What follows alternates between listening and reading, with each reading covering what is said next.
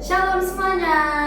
Perkenalkan, nama saya Josephine Salodika Nababan dari BPH Rokris SMA Negeri 27 Batang. Hari ini saya akan membawakan pertemuan kita. Sebelum itu, mari kita bersatu dan berdoa. Terima kasih Bapa, terima kasih Yesus, terima kasih Roh Kudus atas berkat yang sudah Kau berikan kepada kami ya Tuhan, hingga pada hari ini kami masih bisa memuji memuliakan nama-Mu. Ya Tuhan, kami ingin mendengarkan sedikit dari firman-Mu, jadikanlah firman-Mu menjadi pelajaran baru bagi kami. Ya Tuhan, dosa kami sengaja maupun tidak kami sengaja, ampunilah itu agar kita terhadap kasih karunia akan Kau berikan kepada kami.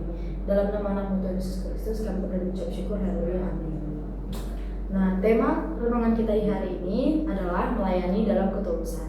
Untuk ayatnya, kita buka Matius 9 ayat 37 sampai 38. Saya bacakan untuk kita semuanya.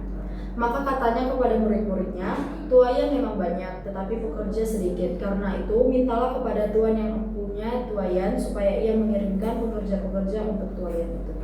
Nah, kalau kita berbicara tentang pelayan Tuhan, maka tidak tertuju hanya untuk yang melayani di gereja saja. Contohnya seperti organisasi rohani Kristen yang sekarang. Kami tidak hanya melayani di gereja, anggotanya tentu ada yang melayani di gereja, tetapi selain di gereja kami melayani seperti saat ini di sekolah, pertukaran antar dengan sekolah lain, kunjungan kasih ke panti asuhan, atau mengunjungi teman-teman kami yang sedang sakit, yang sedang berduka, dan segala macamnya. Melayani ini tidak sekedar mengandalkan kepandaian, kekuatan, tetapi kita melayani karena kita peduli, karena kita terpanggil oleh Tuhan Yesus Kristus. Nah, kalau misalnya kita ngomong tentang melayani, kita melihat banyak perempuan, banyak laki-laki. Kayaknya kalau kita lihat paling banyak itu yang udah pada nggak sekolah lagi. Tapi ternyata kita yang masih sekolah ini juga bisa melayani loh teman-teman. Contohnya aja di sekolah seperti sekarang kita gabung organisasi rohani Kristen. Di yang kecil saja, di rumah juga kita melayani. Misalnya kita mengajak orang tua kita doa malam, saat teduh dan lain sebagainya. Kalau misalnya kita mengajak mereka berdoa, apakah itu termasuk melayani? Sudah teman-teman, karena kita sudah dipakai Tuhan Yesus untuk menyebarkan kasih karunia-Nya dan berita-berita yang menyenangkan. Nah, jika secara utuh kita membaca dari ayat 35 sampai 38 tadi, terlihat bagaimana Yesus melayani orang banyak itu. Yesus melayani dan menyembuhkan orang sakit dan membutuhkan pertolongan. Nah, Yesus melayani karena dia penuh kasih, bukan karena dia lahir ke dunia. Oh, udah lahir nih ke dunia, Bapak nyuruh melayani, udah melayani. Enggak, dia tuh memang pure dari hati, dia melayani untuk kita, dia menebus kita, dia menyayangi kita. Bahkan sampai hari ini, sampai detik ini, kita semua masih bisa mendengarkan renungan ini.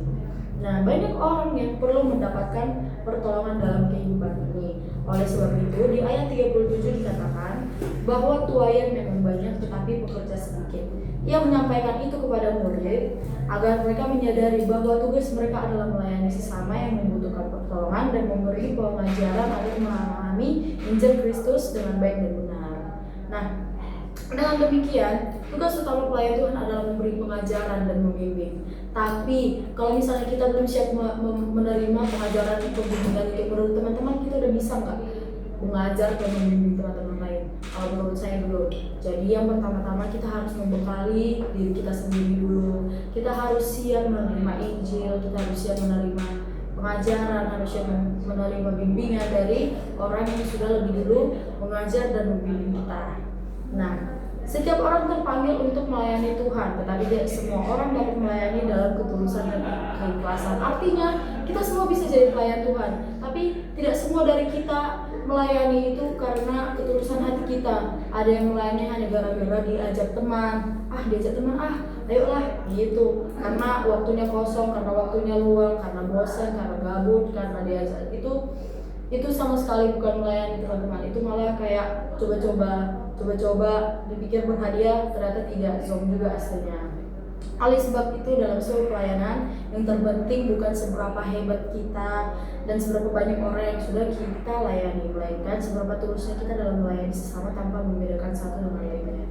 Nah, kalau misalnya kita melayani tapi kita membeda-bedakan siapa yang kita layani, misalnya karena si kawan sebelah sana cantik, karena dia berkecukupan, karena dia asik, jadi kita layani. Nah, sedangkan di pihak sana dia kurang, jadi kita nggak mau melayani mereka.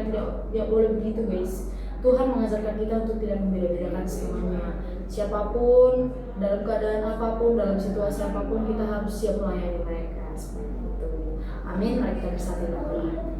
Terima kasih Bapak, terima kasih Yesus, terima kasih Roh Kudus atas renunganmu pada hari ini, atas pelajaran baru bagi kami, atas pengingat baru bagi kami ya Tuhan.